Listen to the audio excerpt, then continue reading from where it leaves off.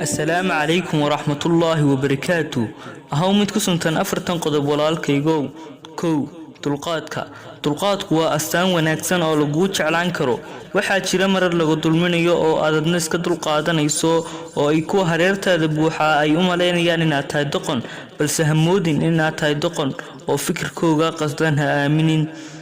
laba isdhuldhigid waxa ay ka mid tahay waxyaabaha wallah ku jeclaada adoomadiisa. haddaba walaal, noqo mid tawaaduc badan oo aanan iskibrin oo aanan iska weynaysin dadka uu ku dhex nool yahay. deeqsinimada.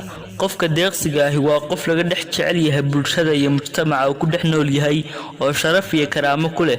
haddaba walaal, noqo qof wax sadaqaysta. sadaqaduna waxa ay ku dhaweynaysaa xagga Allah. akhlaaqada wanaagsan. in aad dadka kula dhaqanto akhlaaqada wanaagsan waa waxa aad ku noqon karto qof wanaagsan.